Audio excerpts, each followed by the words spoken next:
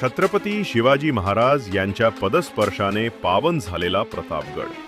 त्यांनी अफझल खानाचा वध केल्यानंतर प्रतापगडावर भवानी मातेच्या मूर्तीची स्थापना करण्याचे ठरविले। त्यानुसार मंबाजी नाईक पानसरे हे हिमालयातील राजे लीलासेन यांच्या राज्यात गेले।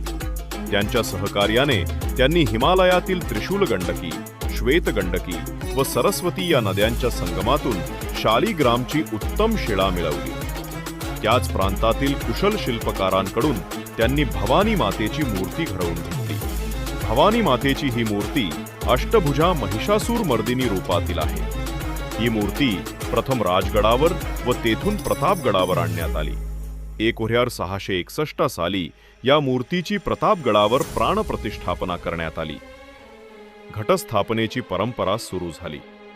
छत्रपती शिवाजी महाराज यांचे पुत्र राजाराम महाराज यांनी हे हिंदवी स्वराज्य असेच आबाधित राहू दे असा नवस भवानी मातेला केला होता।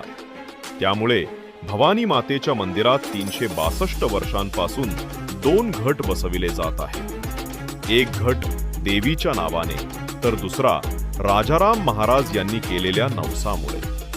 मंदिरात 2 घट बसवणारे हे महाराष्ट्रातील हे एकमेव मंदिर आहे।